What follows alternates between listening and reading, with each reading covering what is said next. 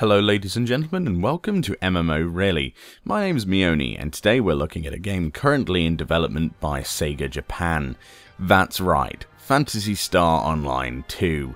Set for a 2013 release in Europe and North America, this free-to-play model MMO is being developed for the PC, the PS Vita, as well as iOS and Android devices. This version we are testing today is the newly NDA released Japanese open beta of the PC version. Apologies for the language not being English, and I understand that limits the testing of this client with an English tester quite considerably.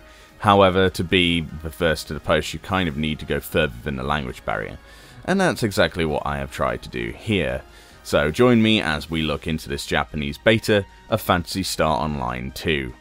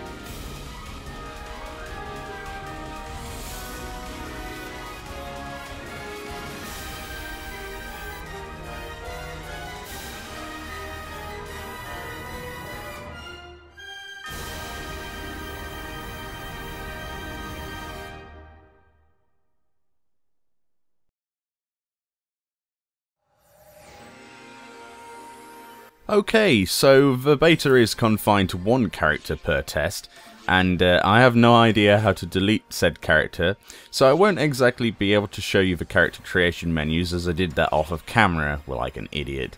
So other than there are a choice of tall human people, small human people, robots, robot tall people, and robot small people, we're going to jump onto my pre-made character, which is a normal human sort of girl thing, which is small slightly.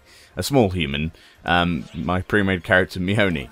Now, a word to the wise, when you create a character, make sure you don't push the eye width and height sliders too far. You can, well, get a hilariously bad effect. Oh god, I'm going to hell.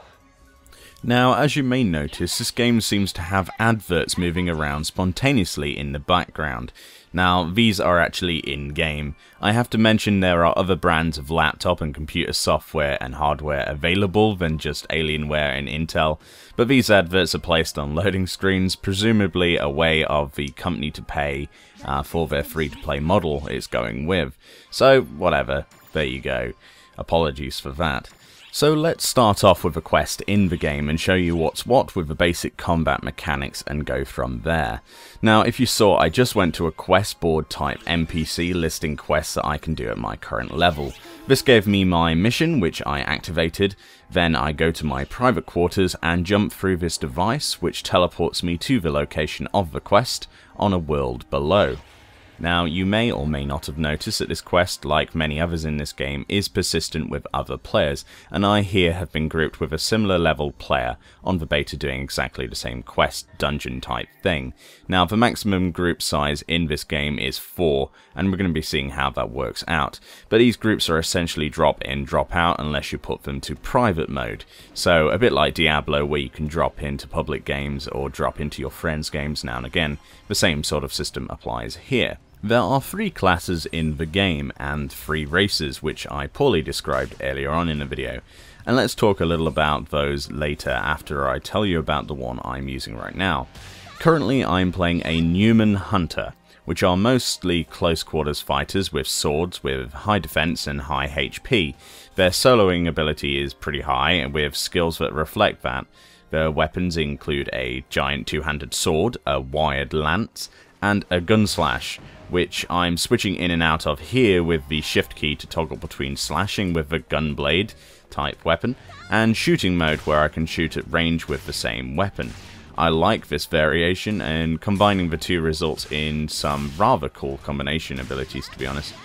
So let's briefly talk about the other classes. There are rangers in the game, which is an archetype that makes full use of gun-type weaponry.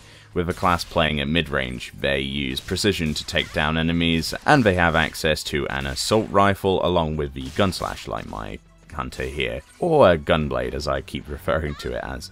The third and final class in this game is a Forcer, who makes full use of the Photon to fight. Great long distance fighters using technical powers, wielding rods for their main abilities, and using a gunslash like I'm using here as a sidearm if they get up too close. To go with each class type, there are 3 races, and they are humans, which are strong fighters with strength bonuses, Numans, like my character, skilled in the Photon, and actually have poor strength, and Casts, which are the giant robots, which have benefits to defense and weakness in photonic abilities. Personally, I like the idea of these 3 archetypes, making the game much simpler, essentially breaking it down to tank, DPS and healer, or full DPS teams of the same characters. The flexibility is there, without need for more classes. Yet I do feel this is also a limitation, especially with loot distribution, yet that remains to be seen. Now we managed to actually do the quest somehow, somewhat rusty as to what to do and at what range I need to be to use this weapon, and I'm being a bit of a derp, yet I'm sure I'll learn over time. Once you have completed a mission objective or quest, you go to one of these drop-down spherical beams and you press your E button, which takes you back to the space station for a debriefing. Here we got a perfect score, like a boss. The rewards are usually credits and items that reflect your performance in the mission. Obviously the higher level the quests, the better the rewards, with the actual bosses themselves offering the majority of the loot later on in the game, obviously. So now, we finished a mission, let's have a quick look around the station and show what I can tell is what in this current build and what I remember from the previous game. This area we are actually just in now is the sort of like mission floor. We've got rooms off to the sides which are blatantly not open at the moment, which will be used for various missions and group missions, maybe even raiding or whatever they put into the game, like the mission terminal I just went to. So this is the mission floor, which is the lowest floor.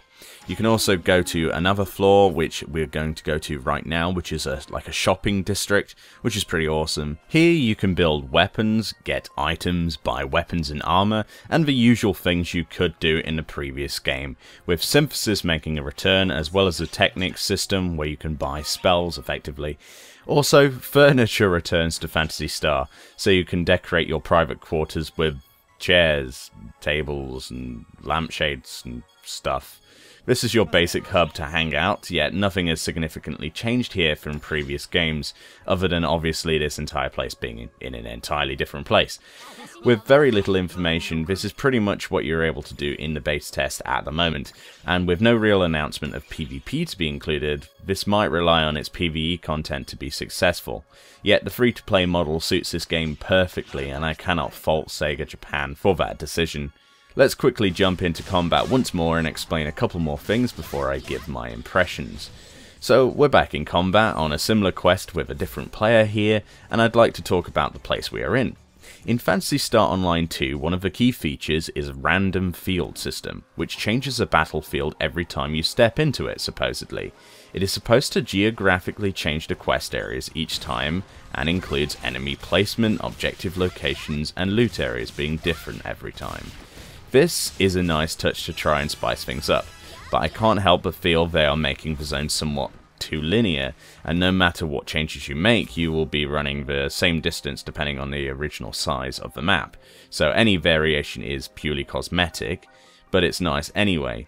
My opinions of this game, based on the open beta, and of course in no way indicate the impressions of a finished game, result in some positive areas, to be honest. Considering the combat is nice and fluid and works mechanically, the quest board and grouping is nice. Considering grouping issues plagued the previous title, in my opinion, that's nice to be seen to be working.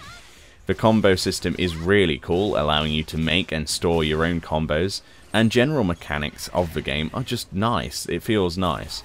But I feel that it should be somewhat more, just more. Yet, this is beta, and I'm sure that content will be added in time for release. Unfortunately, many other MMOs don't make it because of that lack of content, so my hopes are with this one, to be honest. But I can't give it any more than at least 6 out of 10, considering it feels only just above average in my opinion. Hopefully you have enjoyed this rather brief look at Phantasy Star Online 2 by Sega Japan. Be sure to look out for this game in late 2013 in North America and Europe. My name's Meoni, and this has been MMO'RLY on AceGamesTV. Subscribe above for more, and I'll see you next time. Thank you for watching.